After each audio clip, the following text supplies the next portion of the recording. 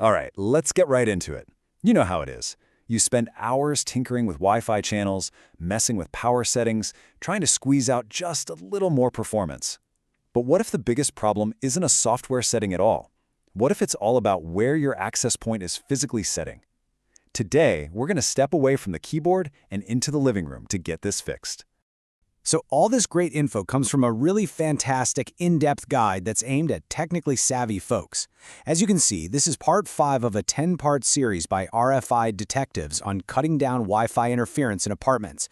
That means we're jumping right into one of the most practical, hands-on changes you can possibly make. So, does this sound familiar? You've tried everything, right? You've jumped from channel 6 to 11 and back again. You've adjusted the transmit power, and you are still getting those maddening dropouts during your video calls. Well, this is the point where we need to stop clicking and start thinking about physics, because the problem might literally be where your router is sitting right this second. But hang on. Before you just unplug your AP and start dragging it across the room, we have to talk about the how. And this is crucial. A methodical approach is everything.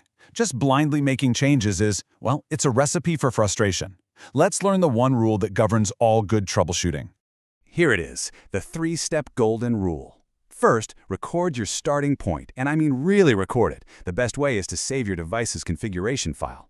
Then, get a Wi-Fi analyzer app on your phone, walk around your apartment to key spots, and write down the signal strength. Second, make one and only one change. In our case, that's moving the access point.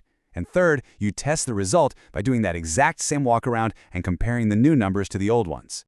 You know, this sounds so fundamental, but it's the thing we all ignore, right? If you move your AP and change your channel at the same time, you've completely lost the plot. If your Wi-Fi gets better, you have no idea which change actually helped. If it gets worse, you don't know which one to undo. And if you didn't save your original settings, you can't even get back to where you started. You have to isolate the variable. And hey, this isn't just a good idea, it's the professional approach. The source material from RFI detectives puts it perfectly right here.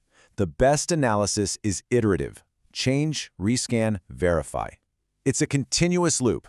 You make a small, deliberate change, you measure the impact, and then you verify if it was a positive or a negative move.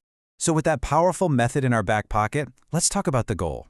See, proper AP placement isn't just about getting a better signal for your own laptop. In a crowded place like an apartment building, it's also about being a good Wi-Fi citizen.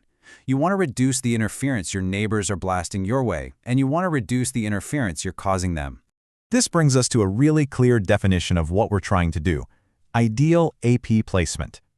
Just think of your Wi-Fi signal like a light bulb. You want to hang it in a spot that lights up your entire apartment as evenly as possible, with no dark corners, right? And you want to do that while spilling as little light as possible out the windows to bother your neighbors. That's it.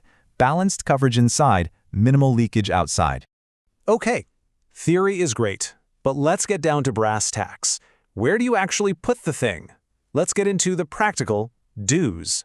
These are your 4 pillars of good placement. First, centrally located. That just gives your signal the shortest, easiest path to all corners of your home. Second, get it up high. Putting it on top of a bookshelf is perfect because it gets the signal over all the stuff that can block it, like couches and desks. Third, put it in the open. Don't hide it. And finally, keep it away from things that kill radio waves, like concrete, brick, or large metal objects.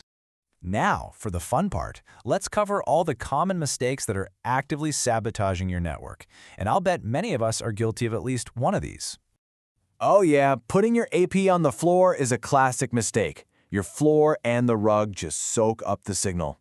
Tucking it next to an exterior wall means you're basically broadcasting half your signal to the birds outside. Hiding it in a cabinet is like trying to yell with a pillow over your face. And placing it next to a refrigerator, or even worse, a microwave oven, is just asking for massive, massive interference.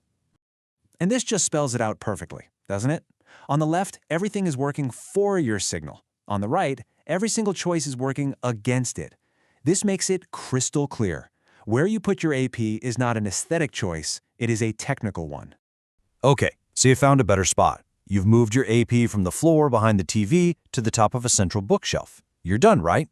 Not even close. Now we have to bring it all back to that golden rule. We need to close the loop. This is that crucial step 3. You made your single deliberate change. Now you have to test it. Grab your smartphone, open up that Analyzer app again, and do the exact same walkthrough you did before.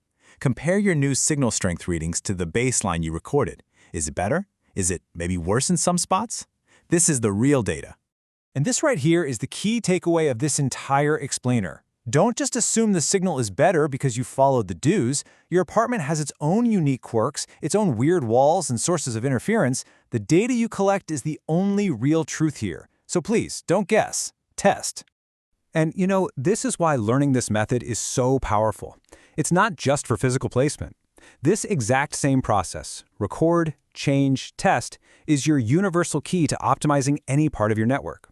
When you decide to tweak your 2.4 GHz channels or adjust your transmit power, you'll use this same framework, saving the config first, of course, to know for sure if you're actually making things better.